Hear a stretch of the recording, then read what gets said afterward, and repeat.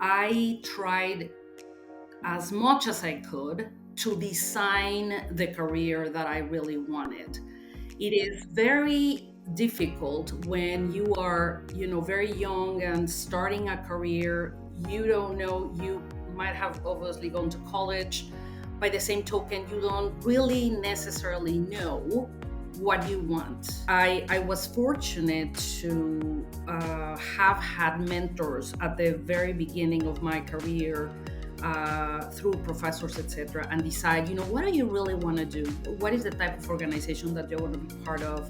Hello and welcome to the Making Better podcast, where we talk about how to make ourselves, our teams, and our organizations better. Whether you are a business leader, a talent development professional, or an individual contributor, this show will give you actionable insights to help you improve your own performance and the performance of those around you. Our guest today is Anna Smith.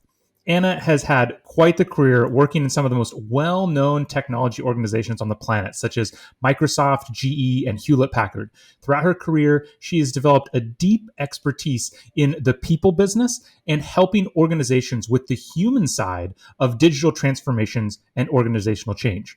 Anna is a two-time TEDx speaker who helps people inspire themselves to bring their best and whole selves each and every day. I'm really excited for the discussion. But before we get into it, I do need to remind you that if this is your first time listening to the show, make sure you hit subscribe so you never miss a future episode. And if you are already subscribed, then I would ask that you share this show with at least one other person, because that, after all, is how we grow. I can't tell you how much it means to me. And so with that, let's dive into the discussion. Anna, how are you doing today? Hi, Matt. I'm doing wonderful. Thank you. Very, That very happy that's to be here. that's fantastic. I'm really excited to have you here. I was really excited, kind of researching your career, learning more about you, getting ready for this podcast, because I got to say, one of the things that stood out to me, and I kind of mentioned this in the intro, is you and I have kind of had opposite careers. I feel like when it comes to talent development, because so I started off in the military, but then when I got into corporate learning and development, I started at SpaceX, which was a very scrappy company. Learning and development was there were three of us when I took over the team. I then went to an even smaller startup with started off with less than 1,000 people when I started working there. And I remember people saying, you really need, after all this stuff, you really need to go to the opposite extreme. Like, you need to go to, I think they might have even said, like, GE or something, a bigger, really established company. And that's been your career. So I would love to start by kind of asking, what's that like? What is talent development like in some of these larger, more established organizations? And how do you think that's kind of shaped your view of talent development? Matt, this is probably, one of the most important questions, I think, in my career, because I tried as much as I could to design the career that I really wanted. It Awesome. is very difficult when you are, very young and starting a career. You don't know, you might have obviously gone to college. By the same token, you don't really necessarily know what you want. You don't necessarily understand what the implications are of the decisions that you're going to make, and Mm-hmm. how one organization may shift your career or may take you places or not. I believe, and having been in the talent space for so long, I've seen careers where people have really literally stumbled, and by falling down and picking themselves up, that's how Yep. they got to that C Where they level are. role. Yeah. And others have absolutely, by design from the get-go, almost like an ikigai approach to their Mm. career, which I was fortunate to have had mentors at the very beginning of my career, through professors, etc., and decide, what do you really want to do? What is the type of organization that you want to be part of? And this is obviously where you say, Well, you don't know what you're doing, but you're launching yourself out there. Hmm. And Hmm. my career started in American Express in Mexico. So that is where, pretty large organization with a very customer centric, perspective and framework and philosophy across the board. And that extended not only to the outside, but to the inside. So treating employees Mm, as customers. And literally, Matt, that was instilled in my DNA. I would say I that love that that. was very, very, very clear in my, but it was not just something that is written in marketing docs or presentations, etc. It's really, I Yeah. mean, the walking the talk of customer centricity. So that took a very interesting approach to me. And then, of course, years later, as you were describing, I continued my career always trying to identify with organizations that I knew had something particularly valuable in their mission, in their vision, in their Yeah. values, all around how do they treat their employees, how do they Mm, treat their customers, what are they really all about, and I really want to be part of that. Or maybe they are about to start to shift hmm. that, and I would love to be part of that. So that is how I landed in these fields, if you may. Yeah, that's really interesting that you were looking for that strategically in organizations. For people, because I'm sure there's a lot of people listening who, they a lot of people fall into L&D, like you were saying. They just kind of land there. That's kind of what happened to me. And a lot of organizations do not have that, employee as customer mindset, the way you said it. Yep. And so for somebody who's in a role that they're in a company that doesn't have that, and they feel that that's something that's missing, I would be interested. How do you identify that? If you were seeking out companies where you saw that in them, what were you looking for? I would look at their leadership. Okay. Definitely, really understanding their mission, their vision, their values, but really do your homework in terms of who the company is all about. Why do they Mm, do what they do, right? Like the what, the why, the how, and of course the why. It is very, very critical to understand that there may be changes as you get in, there may be changes in senior leadership, etc. Once you're in. But for the most part, Matt, if you do your homework, you read about those organizations, you have to really make a list of I really want to work for yeah. in any of these seven organizations or what have you, and really do your list. What are you really looking for? An organization that lives by their values, it's and customer centricity in this case, as we're discussing, is one of them. They are most probably going to be focused on employees as customers. So they will Hmm. want to delight them, they will want to create experiences for them, they will look at how managers are developed, leaders, of course, etc. So it is very, very important to do your homework in order Hmm. to do that.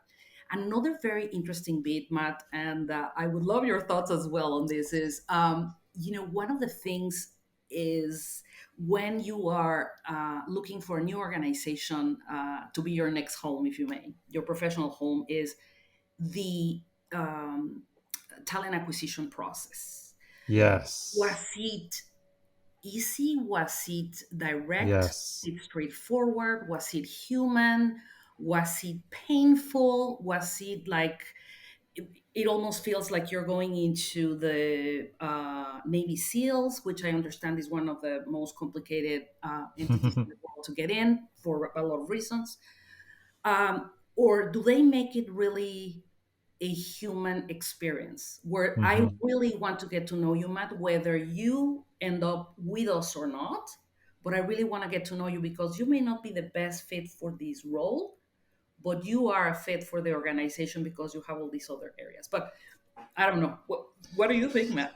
No, I mean, I couldn't agree with you more on that. I think the recruiting, the hiring process is a huge tell on how much the organization not just cares about their people and how they're going to treat their people, but kind of how much they have it together as well. Just like, do they have it together as an organization? And I'll never forget one of the last companies that I worked for.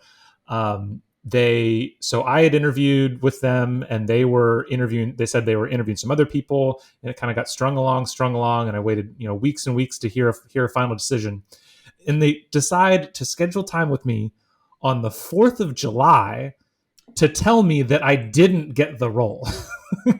Like, now, Oh, I made, but they wanted me for another role, and so I actually ended up going there. I ended up going because they ended up hiring me for something else. But that was a big tell on, like, yeah, though I had all kinds of reason, in my mind. I rationalized it and be like, oh, it's gonna be fine. It's, I was talking to somebody who wasn't from the States, and so they didn't realize how big of a deal it was, and yada yada. But it definitely was a tell to me that, like, they would want to schedule that time. Yeah, it said a lot. It revealed a lot about what the company ended up being like when I worked there. Um, so that, I couldn't agree with you more. yes, I absolutely hear you, and certainly a conversation for another day. But we make decisions with our emotions, Mm-hmm. and then would justify them with logic when that Yes. is the case. When Yes. we have these opportunities, um, especially for these type of deals. But that is very, very, very telling in terms of organizationally speaking, how they behave. And I can tell you, of very, very, wonderful experiences to the point of arriving to my first day, and this is a new town for you. We don't know what your circumstances, and they set it all up, but let us send a car for you so that, Mm. I mean, how much could that be, price Yeah. wise, charge wise, etc.? But it was Yeah. like, okay, somebody took the time to orchestrate that, Wow. to send it to me, to take me over. There was somebody waiting for me, as soon as I arrived at Yeah. the lobby. Oh, Anna, welcome. Oh my, like I was like, oh, I don't know what. They made me feel special even before. But Matt, if you look at those details, Yeah. how costly can that be? I mean, how much stress is involved on the first day at a new job simply because, like, you don't know where the office is. You've never driven there before. And let's say, even if even let's go extreme. Let's talk about a reasonably large company that's hiring 1,000 people a year. Yeah, So what does that cost them? $50,000 a year if they did that for every single person, and it ex- would completely transform their day one experience. You exactly. know, wow. Exactly, exactly. Yeah. And as we know, in the first 90 days, you decide if you're going to stay Yep. or not in that company in the Yeah. long run. Yeah. So these are some of the details that, for folks that have these in their hands, we sometimes look at like major investments, or earth shattering things, and we keep forgetting that we're human, and that we have feelings, we have needs, and please help me on one. Especially in, kind of our world of the talent development space. It's so easy to, you know, look for those giant initiatives. You're going to spend 6 months building this whole new program when they just need a user guide. They just need a helping hand. They just need a conversation, right? Like, that's all they need. They just need a conversation. Sometimes it's those small things that can have an even, the most impact, for sure. Right. Yeah. Exactly. Exactly. Awesome. Awesome. Well, I'm excited that I was not expecting the conversation to go that way. That was great. I think that was some really great advice. I love how deliberate you were. I mean, I just talked to a good friend of mine, Andy Storch, who talks a lot about career advice, and that designing your life is so important. I'll never forget. There's a TED talk from years ago by Nigel Marsh. It's over a decade old now, but it changed my life with this simple statement at the end of it where he just says, if you don't design your life, someone will design it for you. Right? Like, talk about a mic drop statement. Like, that's it. That's it. Yeah. Yes. Yeah. Well, that's super exciting. But talking, so we were, kind of ended that discussion with some of the smaller changes that we can make. But you talk, a lot of your career has been about organizational change, and especially organizational change around technology. And so, certainly if you go back, I'm sure, 50 to 100 years when, electricity was coming online, that kind of stuff, like those are some major changes. But I for one, can't don't think there's any doubt that right now artificial intelligence is like just creating massive waves in all kinds of different ways. Whatever, however much hype you buy into, or what its limitations are, it's changing a lot of things. We're sitting here almost a year, or it's been just over a year since ChatGPT first kind of came on the scene, and just all of this kind of change has exploded. For someone like you who works with a lot of different organizations over the last year, especially, what have you been seeing as a result of, and maybe it's not just AI, but just, technology in general? What are the major things that you're seeing organizations have to deal with um, regarding change driven by technology right now? I think that I would probably put it in two areas,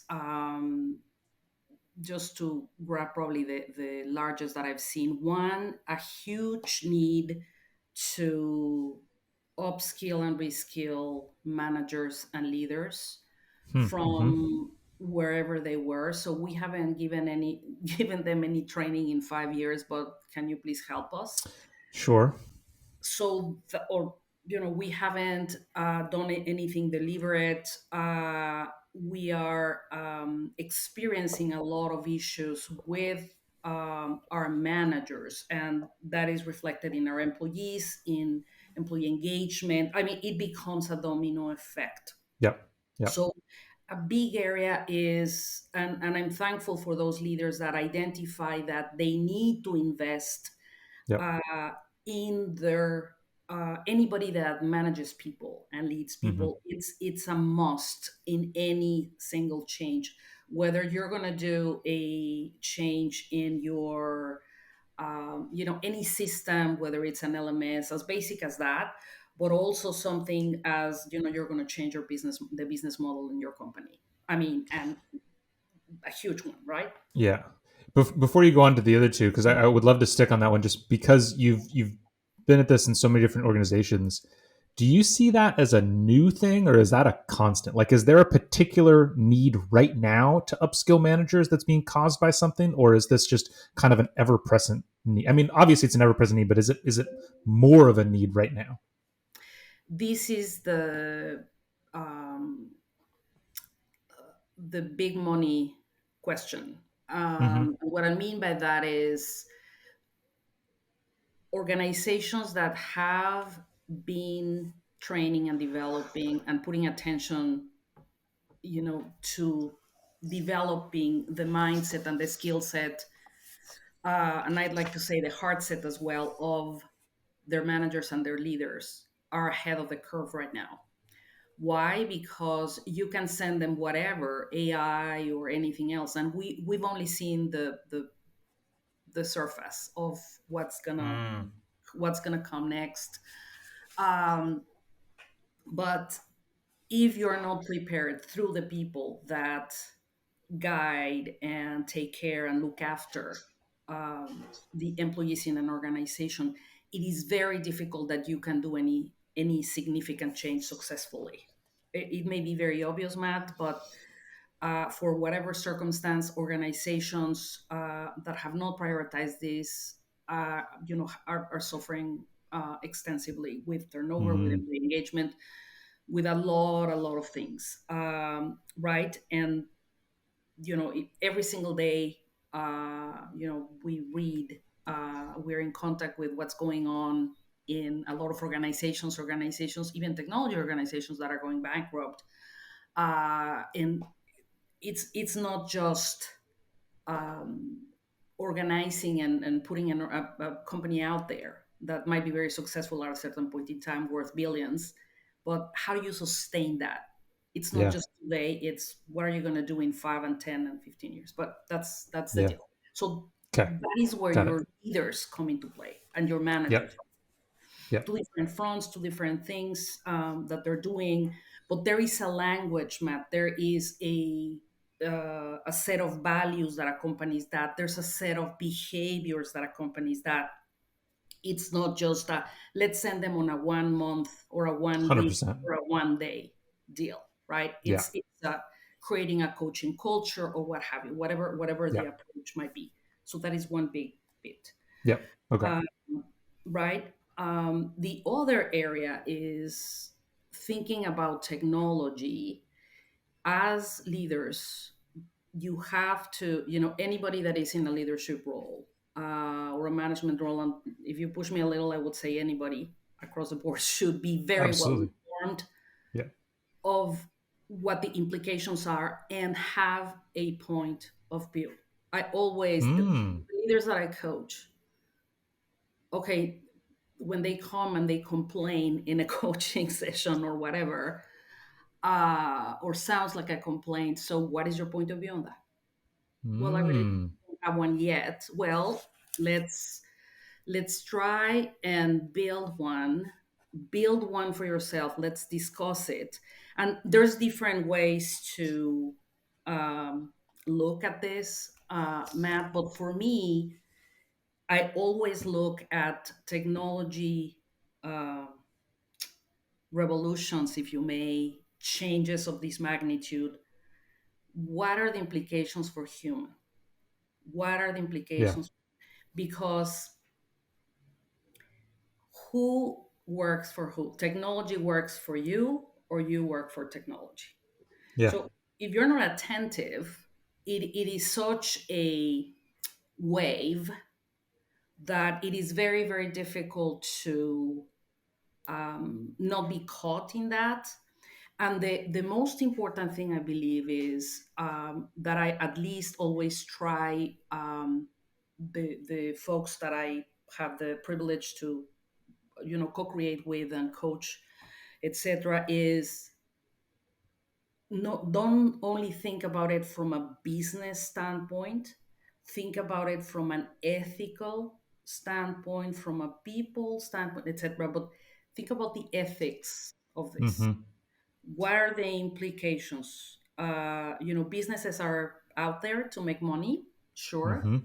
but there's ways and ways to make money. So what are the ethical implications? So to give you an idea of what my um, comment has behind is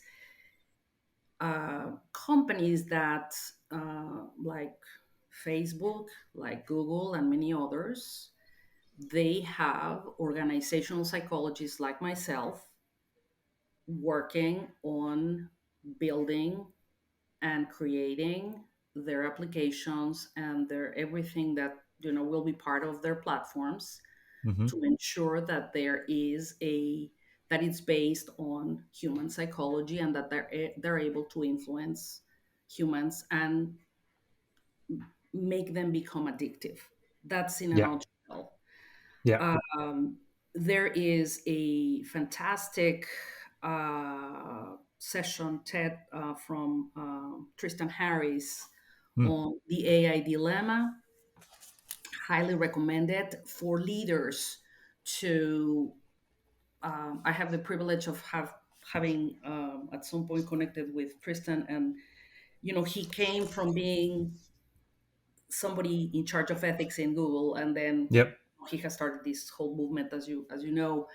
But the interesting thing is not the complaint; it's the awareness. It's Yeah. whatever it is that you're going to do as a leader, as a senior leader, or whatever decision you're making, and you have to manage a lot of levers because you have to stay in business and at the same time, incorporate technology. Yeah. But there's ways to do that in an ethical way. Absolutely, absolutely, absolutely. And that's at Yeah. an organizational level, right? Happy Yeah. to talk about individual, but that's in a nutshell for leaders. I think those two areas. Yeah. Okay. That makes sense. So we got the manager development, and then just kind of, I mean, yeah, it's a challenge to keep up and, as you say, have an opinion on all of the changes that are happening right now.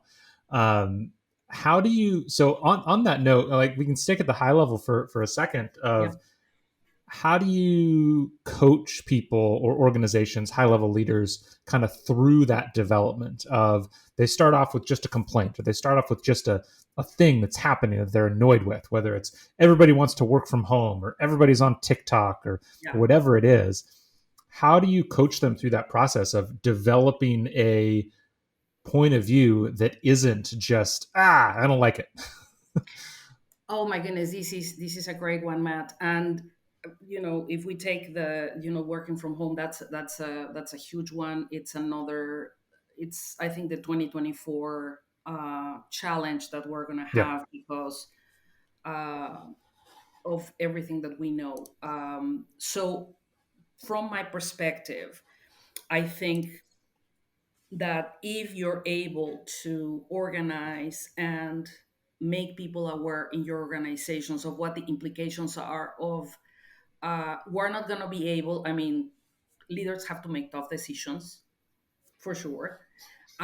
If the organization requires people to be in the physically in the office 2 days a week, then they need to have the opportunity to present the rationale for that and treat Mm-hmm. their employees as adults Mm-hmm. rather than this is the decision, everybody's coming back, and I'm sorry, right? That, I mean, in my experience, from what I've seen, that is the number one place where most of the complaints come from. It's just Yeah, nobody talked to us. Nobody said anything. It was just on high, and just reasoning through it, giving the reasons makes such a difference.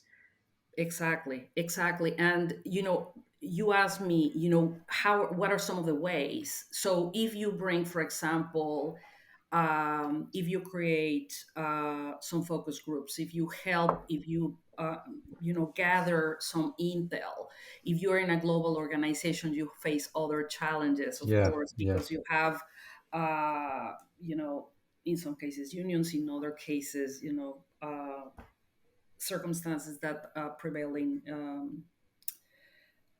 in Europe, etc., etc. But you have your experts, you have your Yeah. HR experts locally, and if you're able to gather within those different areas, what are really the most important aspects for people. So if you can only choose 2 out of 10, what would those be? Yeah. I can tell you that the research that is telling us a lot about talking about autonomy, talking about flexibility, but it's about, do I feel I have the flexibility? It's, Mm. do I feel I have the flexibility, or because my company is telling me that we're flexible because we one Friday a month we work from home. Yeah. So it is very, very interesting to really identify and quantify what that is, have that opportunity. Okay, you have a lot to say, well then join our focus group or whatever. Yep. This is not a whatever comes out of it. This is not a wish list. Yeah. It's an opportunity for us to really understand what's going on and prioritize over that, and then prioritize over combine it with our business. So it is an effort, Matt. It is an Sure. effort. It's a new thing, and we have Yeah. to deal with it as well. Yeah. But it's really understanding like what you said near the beginning of this conversation of we make decisions with our feelings and then rationalize it with our logic, and that's so true of it. It kind of, if you don't understand that basic principle and you just like say things and give the facts and whatever without addressing the emotional side of it, the human side of it, it's not going to work out well. Correct, Yeah. correct. And there's an expectation nowadays, Matt, and I have to probably acknowledge and caveat myself that I'm giving very general or Sure. generalized perspectives. Different organizations obviously are in different moments and times, etc. But I think for the most part, these are very common pains. And Hmm. the one that I see surfacing as part of the process of uh, everything that has transpired from the pandemic and onwards is, of course, everything around well-being, right? And how do I feel, what that might be. And therefore Yep. that puts um, that puts another layer of complexity on leaders, on Yep. managers and senior leaders in organizations. So this is another one that will be part of that hybrid, in office, remote, etc. Yep. Right? Because being Yeah. remote is not all the time, is not ideal either. Yeah. Yeah. No, Right? 100%. Yeah. Yeah. And I think to bring it back to that idea of, having a point of view and how to have a point of view, it's about how thinking through how do you as a leader develop an informed point of view. Hmm. And there's a lot of ways to do that. Focus groups are a great way to do that. Bringing in experts is a great way to do that. But that's ultimately what it is, of just asking yourself. This is probably generalized advice that can be applied to most places. Is just ask yourself that question: how can I have an informed point of view on this change, on this Yes. subject, on this thing?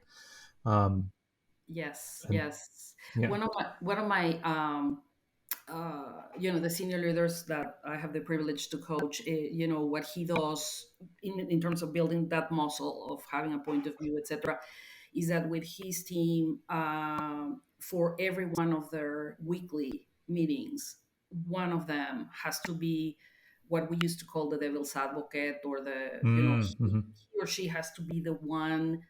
So you have to prepare yourself for presenting, for because it's not only the I'm going to read 17 articles and 3 books, and then no, it's really, if you think about it, it's what I really like about this exercise is helping them become more influential, helping them become more resilient.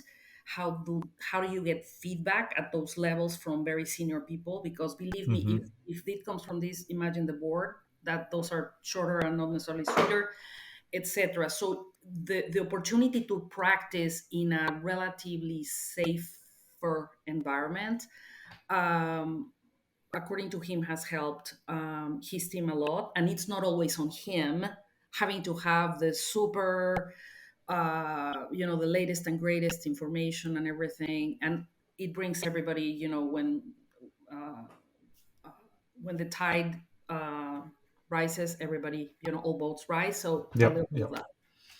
That makes sense. And I think this discussion, this advice really applies not just at the organizational level or the senior leader level, but we can apply these same kinds of things to anybody. To me as an individual contributor sitting inside an organization, I would assume, like, what would change. Because so your TED talk, one of your recent TED talks was about kind of that loss of humanity as a result of technology. And most of everything you've been saying is, how do you, when you're thinking about any kind of change, technology or otherwise, how do you take into account the fact that it's a change happening to people, and how do you Mhm. bring that into it? Would you have any other advice for how, just me as an individual person, I'm out in the world, there's all this change happening, I need to understand technology, I need to get interested in it, but I want to humanize it as well? Mhm. Would any of your advice change for that kind of person? I think the big opportunity for each one of us is, in addition to keeping abreast, keeping ourselves informed, don't just listen to one person, listen to Mm, different angles, academics, people that have applied science, different, and exchange, get into the conversation, not just, mm-hmm, oh well, this is what I think, and you're not going to mm-hmm, make me change my mind. No, go further down and demonstrate more of a growth mindset, not only for you, teaching others or sharing with others why you believe this is important, and why everything that you have gathered around that, but also because when you don't change, I mean, this is the big, or I should say transform, right? The change is the external, the transformation comes mm, internally. um, and what I want to answer with to this, from an individual perspective, independently of your level or role, is you have to know yourself. Very, very important. Know yourself. If you Mm, assess, I usually give my coaches like an acid test on their calendar. So tell me a little bit how it behaves. How much time do you spend in your devices? How much hmm. time do you spend with your family? Don't tell me. Go back, check your agenda, Go check your look. calendar, and then come tell me. Let's talk about it. And then most of the time they come back shocked. Like, what? Yes. I spend 17 hours a week in meetings, just in meetings. Forget about preparation. Forget about Yep. and so on and so forth. And I Show spend show me your calendar, show me your bank account, and I'll tell you what you care about. exact. You got it. So very much like that. So uh, be very also be compassionate with yourself and don't put it all on you, right? Like, Yeah. but when you do these exercises of assessing and evaluating yourself, what really and I'll bring it back to emotions, what really triggers me, and how do I behave when I'm triggered, if you may. So in conclusion, for any individual, is get to know yourself. If we take it to more of the digital perspective, is what are those habits that are derailing me, that are I'm not the most popular at the dinner table, because I tell everybody put out, because I'm the father or the mother, everybody put their I'm not the most popular because of that, but I keep it there. What are some of those things, specifically your digital habits, and then um, how do you want to start that transformation, your transformation? If you think about it, so today is the 27th, so in a year from today, where would I like to be? And then start small with small changes. That is the number one reason why, Matt, and you probably know this, but I always like to bring it to this. We believe that we need to change our habits 180 degrees from one Yes. day to the next. That's why we fail, or Yes. most people fail. And Yes. therefore, it's the step, right? Yes.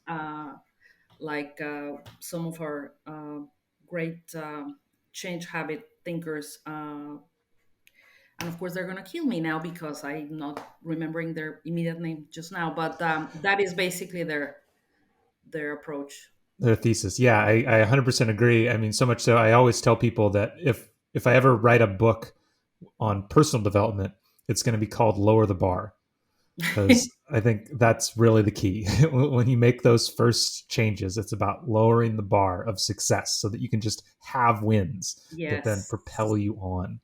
Um, Yes, absolutely. awesome. The thing with that, with this great question on individuals, Matt, that I've seen works really, really well. Partner with someone else, like partner Yeah. with someone else, and Yeah. I'm gonna be working on this. Can Yes. you help me, or can we touch base once a week or every other week or what have you, and how can I help you? And therefore Yeah. you almost start to start your little movement in your team or area or what have you. um, but the important thing is to Yes. start. Awesome.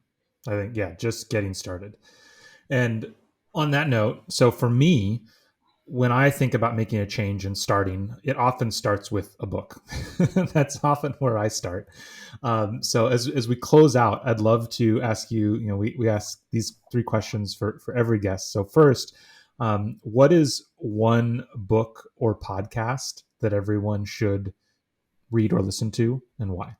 Yes, I think there's so many good ones, especially Yeah. with the focus that I have in the past probably 8 or 10 years, which are more directed towards neuroscience, so going even Hmm. deeper for human transformation. But I love Huberman. Mm, Huberman's podcast, great. neuroscientist.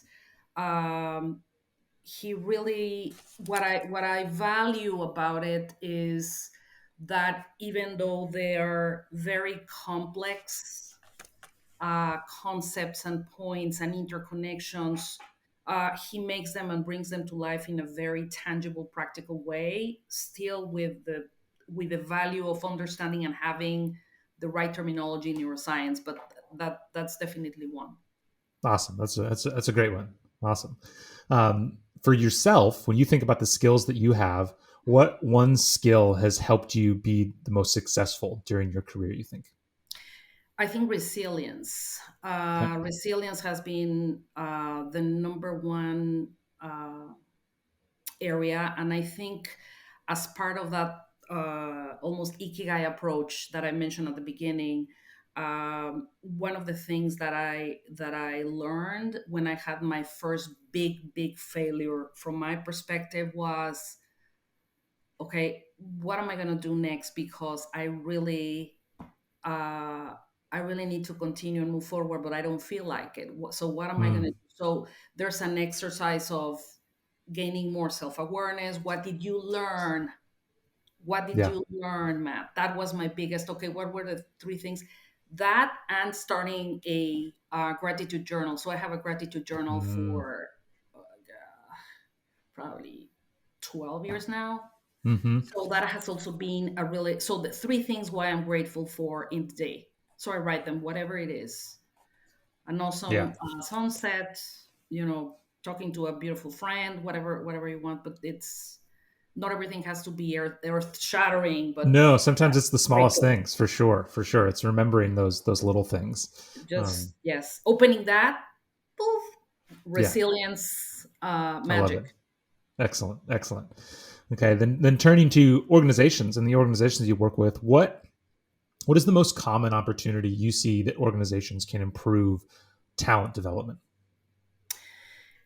Um, if I had my druthers, Okay. leadership. So the opportunity to have I have had an opportunity, as you mentioned before, to work in organizations that have invested and put their money where their mouth is relative to leadership development. For example, in this particular case, I would say GE, through thick and thin, through the best times and the worst times, they never ceased to invest in Yeah. leadership. And how that pays off is you don't only have a constant machine, to produce and build the muscles for leadership, Matt, but that has also granted that GE has created the most CEOs in the world than any other company.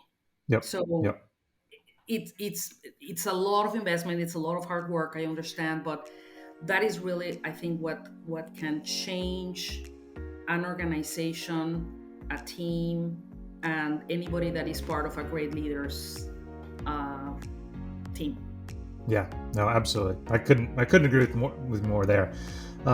Well, Anna, thank you so much for coming on today. This has been a really great discussion. It was great to get to know you, great to learn about you beforehand, get to know you a little bit more now. I'm sure we'll keep in touch. So thank you so much for being on today.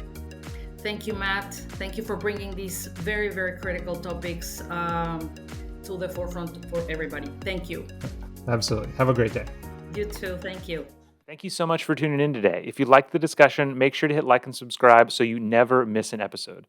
As a reminder, if your team is struggling keeping up with the training development demands of your organization, we want to help. Better Everyday Studios is a full service instructional design team that can help you with everything from ideation to actual content creation and delivery. Please reach out to us using the link in the episode notes below. Have a great day.